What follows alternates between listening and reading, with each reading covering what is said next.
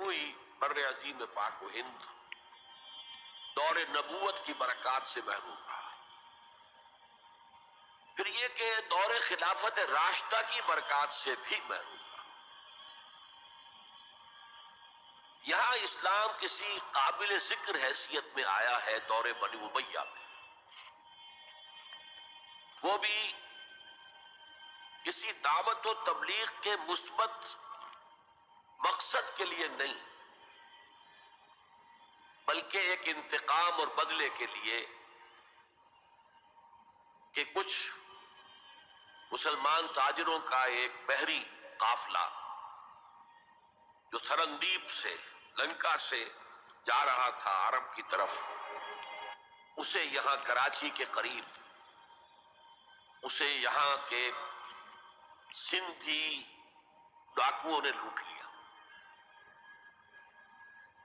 اس پر مطالبہ آیا اسلامی مسلمان حکومت کی طرف سے. وہ ملوکیت تھی، اب وہ اسلامی حکومت اس معنی میں نہیں رہی تھی جس معنی میں کہ خلافت راشدہ اسلامی حکومت تھی کہ جو قیدی ہیں تمہارے پاس رہا کرو اور کمپنسیٹ کرو جو بھی نقصان یہاں ان مسلمان تاجروں کا ہوا ہے.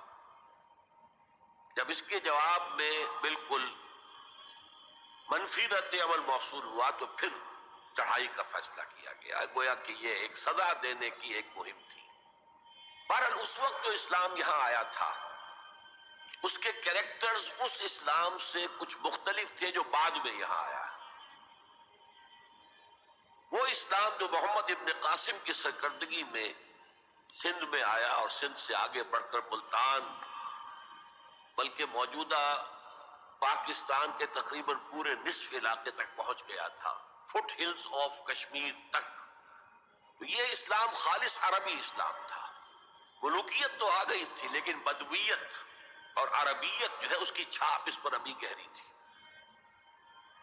اور اس اسلام میں نہ ابھی فرقے تھے، نہ مسلک تھے، نہ حنفی، نہ مالکی، نہ شافعی، نہ حنبلی، نہ عقائد کے بارے میں بحثیں شروع ہوئی تھیں، علم کلام کی بحثیں ہوئی تھیں، نہ ابھی یونانی فلسفے اور منطق کا حملہ ہوا تھا. ابھی کچھ نہیں تھا، سادہ اسلام. اسلام اپنی اصل سادگی پر برقرار تھا. چنانچہ اس کی قوت تسخیر بڑی زبردست ثابت ہوئی، اور خاص طور پر محمد ابن قاسم جو نوجوان 17-18 برس کا نوجوان اور نہایت نیک اور پاک باز، سندھ کے ہندوؤں نے جو اپنی ایک روایت ہے کہ اس طرح کا آدمی تو کوئی اوتار ہی ہو سکتا ہے. فارسی میں بھی کہا جاتا ہے کہ در جوانی توبہ کردن شیوہ پیغمبری است. جوانی کے اس عمر میں بھی کوئی شخص پاک زندگی گزار رہا ہو تو یہ تو پیغمبروں کا طریقہ ہے. اور ہندوستان میں تصور پیغمبروں کا نہیں تھا، اوتاروں کا تھا. تو اسے بھی ایک اوتار سمجھ کر اس کی مورتیاں تراش کر مندروں میں رکھ لی گئیں اور ان کو پوجا جانے لگا. یہی چیز اس کے لیے خطرے کا سبب بن گئی، کیونکہ اب بیک ہوم اسلام کا جو اصل گھر تھا عرب، اس میں ملوکیت آ چکی تھی، اور ملوکیت کبھی اسے برداشت نہیں کر سکتی کہ کوئی اور شخص اتنا پاپولر ہو جائے کہ اسے چیلنج کر سکے. لہذا محمد بن قاسم کو بلایا گیا اور شہید کر دیا گیا. اب اس کے بعد ظاہر بات ہے کہ وہ اسلام ریسیڈ کرنا شروع ہوا، واپس آنا شروع ہوا. اس کے کچھ اثرات اس علاقے میں رہ گئے لیکن اسلام کی واپسی ہوگی. یہ اسلام کا پہلا ورود تھا بر عظیم کی سرزمین پر. اس کے بعد اسلام آیا ہے 300 برس بعد، اور اب یہ آیا ہے شمال مغربی سرحدی صوبے میں جو دریں ہیں، کوہ سلیمان میں، کوہ ہندو کش اور کوہ سلیمان میں. درہ خیبر ہے، درہ نوچی ہے، درہ گومل ہے، درہ بولان ہے، یہاں سے آنا شروع. اس اسلام کی خصوصیات کچھ اور تھی. ان 300 سالوں میں فقہی مسالک بھی پیدا ہو چکے تھے، حنفی، مالکی، شافعی، حنبلی. ان کے درمیان اختلافات بھی تھے، بحثیں بھی تھیں، مناظرے بھی تھے. دوسرے ایک خاص جو ہے تصوف کا فن جو ہے وہ بہت ترقی کر چکا تھا. اور اس میں اکثر و بیشتر وحدت الوجود کا تصور اس کی بنیاد میں موجود تھا۔ تیسری بات یہ نوٹ کیجئے کہ یہاں جو لوگ آئے وہ سب حنفی تھے، اور یہ ترک قبائل ہی تھے در حقیقت، اور ترکوں میں سے بھی غلام لوگ تھے، اسی لیے پہلا خاندان مسلمانوں کا یہاں خاندان غلامان کہلاتا ہے۔ ترک غلام تھے یہ، جو اپنی ذاتی صلاحیت اور اپنی استعداد کی بنا پر ترقی کرتے کرتے بادشاہت کے مقام تک پہنچے۔ عالم اسلام میں اس وقت دو عظیم جگہوں پر غلاموں کی حکومت تھی، اور اس سے اندازہ ہو سکتا ہے کہ اسلام میں غلاموں کا فیوچر کتنا روشن ہے۔ ممالک، مملوک، یہ مصر میں حکمران تھے، وہ بھی غلام تھے۔ خاندان غلامہ، قطب الدین ایبک، شمس الدین التتمش، یہ سب کون تھے؟ غلام تھے۔ بہرحال اب جو اسلام آیا اس میں قیادت کی ایک تثلیث پیدا ہو چکی تھی، توحیدی شان نہیں رہی تھی۔ خلافت راشدہ میں قیادت توحیدی تھی، خلیفہ وقت ہی حاکم بھی تھے، خلیفہ وقت ہی مجتہد بھی تھے، عالم بھی تھے، اور وہی سب سے بڑے اللہ والے بھی تھے۔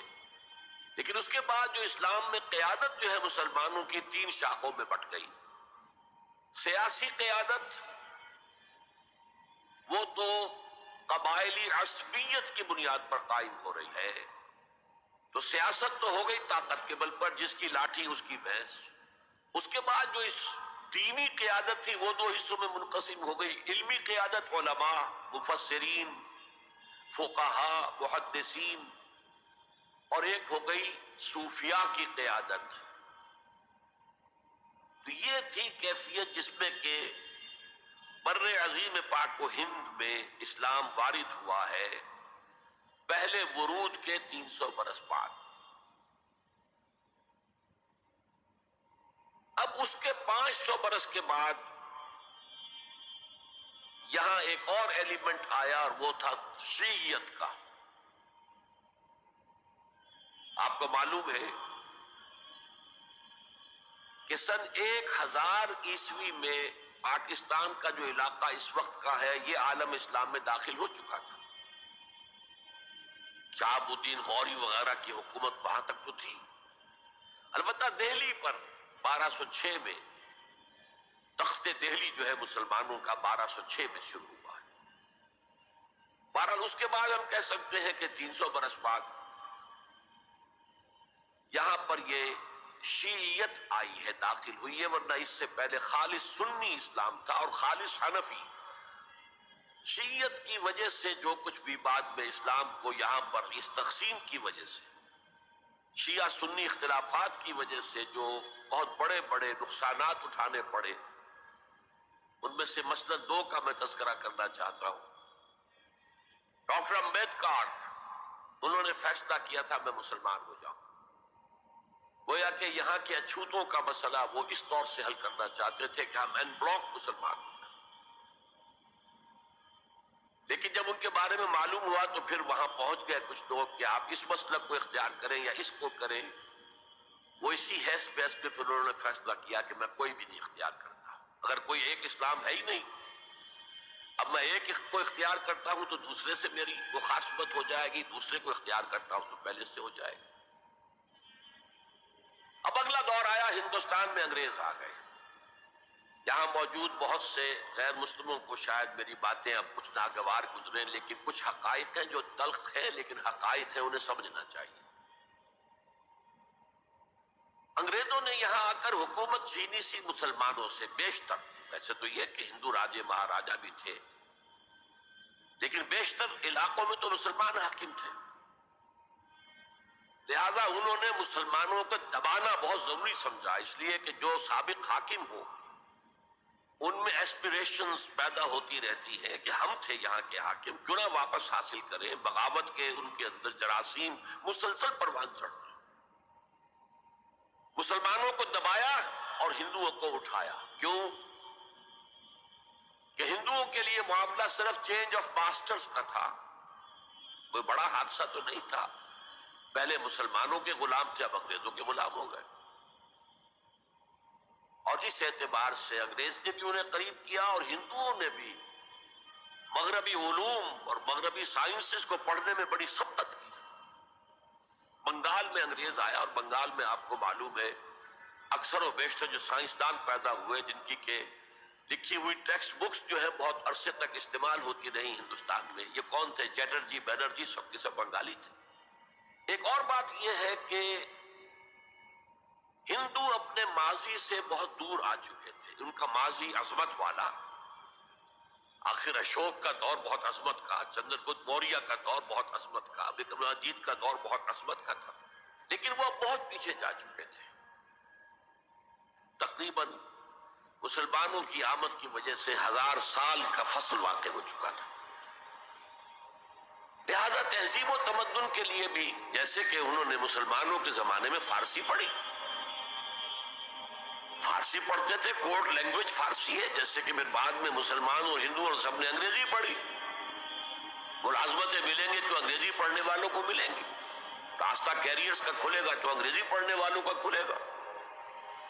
اسی لیے کہاوت تھی ہندوستان میں، پڑھے فارسی اور بیچے تیل، دیکھو رے قسمت کے کھیل۔ اب فارسی پڑھ کے تو اسے کہیں حکومت کے اندر اہلکار ہونا چاہیے، اس کی حیثیت کچھ اور ہونا چاہیے، فارسی پڑھ کے اور تیل بیچنا۔ جبکہ مسلمانوں کا معاملہ یہ تھا کہ ان کی تو ابھی تہذیب اور تمدن، ان کی روایات ابھی تازہ تھی،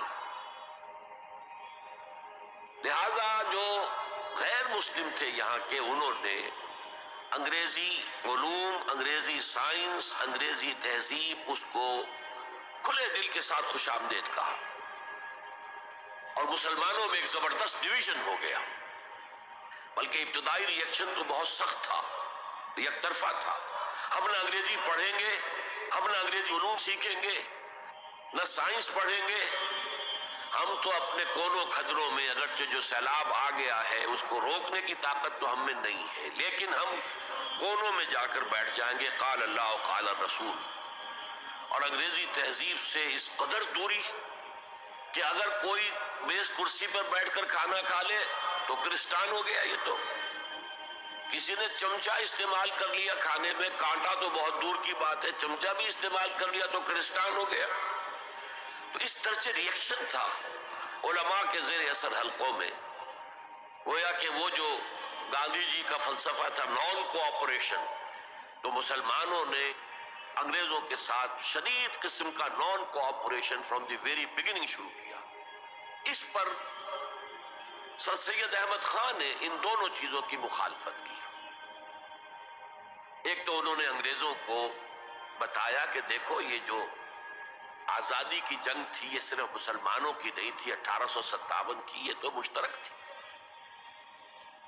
تو اس کے اندر کیا سبب ہوا ہے، اس کی وجہ سے آپ مسلمانوں سے بعد محسوس نہ کریں، اور مسلمانوں سے بھی کہا بھائی انگریزی پڑھو، انگریزی علوم حاصل کرو، سائنس پڑھو، سائنٹیفک نالج حاصل کرو، ورنہ تمہاری حیثیت ہندوستان میں کیا رہ جائے گی؟ پلے دار رہ جاؤ گے یا گوشت فروش رہ جاؤ گے، اللہ اللہ خیر صلی اللہ، اور تمہاری کوئی حیثیت نہیں رہے گی۔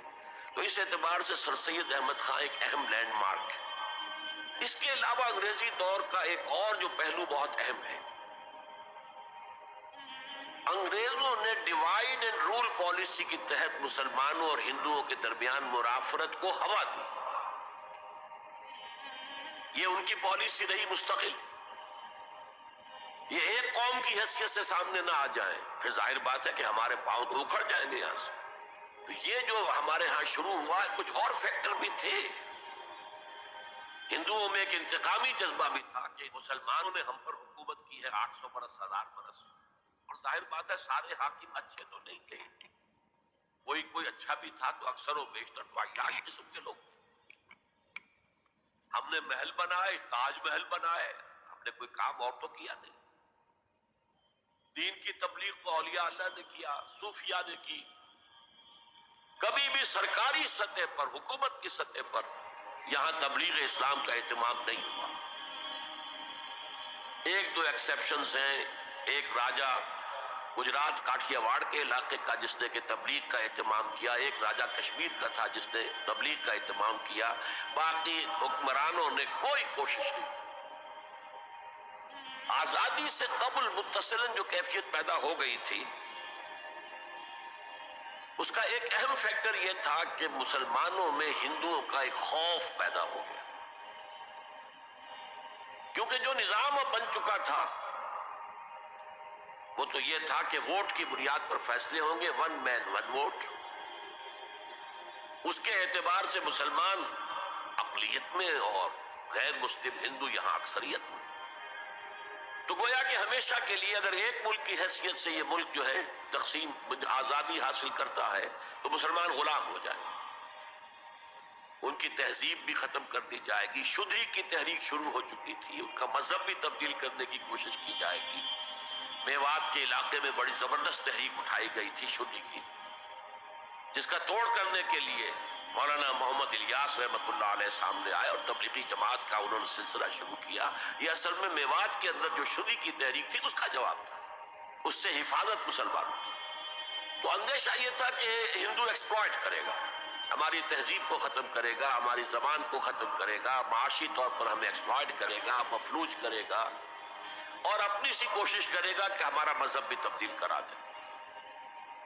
مسلمانوں کی ایک قومی جماعت، اگرچہ وہ شروع میں قومی اس کو کہنا غلط تھا، وہ نوابوں، جاگیرداروں، نوابزادوں ان کی جماعت تھی مسلم لیگ، جو 1906 میں قائم ہوئی۔ مسلمان عوام کا اس سے ساتھ کوئی نہ رابطہ تھا، نہ ان کا کوئی رابطہ عوام کے ساتھ۔ اس کی جو 1906 سے لے کر 1924 تک کی جد و جہد ہے، وہ ساری دفاعی جد و جہد تھی۔ ہمارے یہ حقوق ہونے چاہیے، ہمیں اس کی ایشورنس دی جانی چاہیے، ہمیں سیپریٹ الیکٹوریٹ دیا جائے، اور یہ کہ اس سے بھی آگے بڑھ کر ہمیں مرکز میں کچھ زیادہ حیثیت دی جائے تاکہ ہماری بھی کوئی حیثیت ہو، کوئی توازن پیدا ہو سکے۔ بس اسی پر ساری گفتگو گفت و شنید تھی، اور اس کے ضمن میں محمد علی جناح جو ہیں وہ تو پروفٹ آف لو قرار دیے گئے تھے، اتحاد کا پیغام بر۔ وہ 1906 میں تھے انڈیا میں موجود، مسلم لیگ میں شامل نہیں ہوئے تھے، کانگریس کے رکن تھے۔ اس کے بعد 1913 میں جا کر مسلم لیگ میں شامل ہوئے ہیں مولانا محمد علی جوہر کے کہنے پر، پھر بھی کانگریس کے رکن بھی رہے، مسلم لیگ کے رکن بھی رہے، اور انہوں نے حتی الامکان کوشش کی کہ کوئی فارمولہ ایسا بن جائے جس پہ کہ اتحاد ہو جائے اور ضمانت مل جائے کہ مسلمانوں کے ساتھ کوئی اس قسم کا سلوک نہیں کیا جائے گا کہ وہ بالکل یوں سمجھیے کہ نیچے لگ کر رہ جائیں اور ان کی کوئی حیثیت نہ رہے۔ لیکن وہ ناکام ہوئے، شدت کے ساتھ ناکام ہوئے، اور پھر اس درجے مایوس ہوئے کہ ہندوستان چھوڑ کر جا کر انگلستان میں بس گئے، اور وہاں انہوں نے اپنی لیگل پریکٹس شروع کر دی۔ ایس ایم اکرام صاحب جو ایک بڑے مصنف ہیں، آب کوثر، موج کوثر، رود کوثر کے جو مصنف ہیں، وہ اہم ترین کتابیں ہیں تین مسلم انڈیا کی، political as well as cultural history, ثقافتی جو معاملہ ہے وہ بھی ساتھ ساتھ ہر دور میں کیا اس کا رنگ رہا ہے، اس کو بہت ہی سمجھیے ایک بڑے ماہرانہ انداز میں انہوں نے بہت عمدگی کے ساتھ مرتب کیا ہے۔ وہ اس وقت آکسفورڈ میں پڑھ رہے تھے، طالب علم تھے، نوجوان، وہ ملے محمد علی جناح سے۔ اس وقت تک ابھی وہ قائد اعظم کا تو خطاب انہیں نہیں ملا تھا، محمد علی جناح، اور ان سے کہا آپ ہندوستان چھوڑ کے کیوں آ گئے، ہندوستان کے مسلمانوں کو تو آپ کی ضرورت ہے۔ تو انہوں نے سخت الفاظ کہے تھے کہ ہندو ناقابل اصلاح ہے۔ یہ اس وقت کی ہندو قیادت پر ان کا تبصرہ تھا، اور مسلمانوں کا حال یہ ہے کہ ان کا کوئی لیڈر مجھ سے صبح جو بات کرتا ہے شام تک ڈپٹی کمشنر یا گورنر تک پہنچا دیتا ہے، تو ایسی قوم کی قیادت میں کیسے کروں؟ لیکن اصل میں ایک ٹرننگ فیکٹر آیا ہے، turning point in the history of Muslim league movement, and that was 1930۔ اس میں جو الہ آباد میں مسلم لیگ کا سیشن ہوا تھا، اس میں خطبہ صدارت دیا تھا علامہ اقبال۔ علامہ اقبال اس سے پہلے ہندوستان میں ایک سور پھونک چکے تھے کہ اب اسلام کی نشأت ثانیہ کا دور آنے والا ہے، اسلام جو ہے دوبارہ دنیا کے اندر برسر عروج آئے گا۔ ایک امید افزا صورتحال علامہ اقبال نے اپنی ملی شاعری سے پیدا کر دی تھی۔ کتاب ملت بیضا کی پھر شیرازہ بندی ہے، یہ شاخ ہاشمی کرنے کو ہے پھر برگو بر پیدا، سبق پھر پڑھ صداقت کا، شجاعت کا، عدالت کا، لیا جائے گا تجھ سے کام دنیا کی امامت کا۔ نوا پیرا ہو اے بلبل کے ہو تیرے ترنم سے، کبوتر کے تنے نازک میں شاہی کا جگر پیدا۔ اور ویسٹرن سویلائزیشن کو انہوں نے چیلنج کیا تھا، دیار مغرب کے رہنے والوں خدا کی بستی دکان نہیں ہے، کھرا جسے تم سمجھ رہے ہو وہ اب ذرے کم عیار ہوگا، تمہاری تہذیب اپنے خنجر سے آپ ہی خودکشی کرے گی، جو شاخ نازک پہ آشیانہ بنے گا ناپائیدار ہوگا۔ یہاں فرسٹ ورلڈ وار کے بعد جو عالم اسلام کی کیفیت ہوئی تھی اس پر کس قدر یاس انگیز، نا امیدی سے بھرا ہوا مرثیہ مولانا حالی نے لکھا تھا۔ قوم کی زبان اس وقت وہ تھی، قومی شاعر جو ہے قوم کی زبان ہوتا ہے۔ بستی کا کوئی حد سے گزر نہ دیکھے، اسلام کا گر کر نہ ابھر نہ دیکھے، مانے نہ کبھی مد ہے ہر جزر کے بعد دریا کا ہمارے جو اتر نہ دیکھے۔ اور آخر میں جو مناجات بحضور سرور کونین صلی اللہ علیہ وسلم، اے خاصہ خاصان رسول وقت دعا ہے، امت پہ تیری آ کے عجب وقت پڑا ہے، وہ دین جو بڑی شان سے نکلا تھا وطن سے پردیس میں وہ آج غریب الغربا ہے۔ اسی قسم کے مرثیے علامہ شبلی نے کہے، مولانا حمید الدین فراہی نے کہے، لیکن اقبال پہلا شاعر ہے جس نے کچھ مرثیے بھی کہے ہیں۔ جب انگلینڈ جاتے ہوئے وہ گزر رہے تھے سسلی، جزیرہ سسلی کے پاس سے جہاز گزر رہا تھا تو دل میں ہوک اٹھی ہے، کبھی یہ مسلمان جہاز رانوں کا مرکز ہوتا تھا، بیس ہوتا تھا، رولے اب دل کھول کر ہے دیدہ خونابہ بار، وہ نظر آتا ہے تہذیب حجازی کا مزار، تھا یہاں ہنگامہ ان سیرا نشینوں کا کبھی، بحر بازی گاہ تھا جن کے سفینوں کا کبھی۔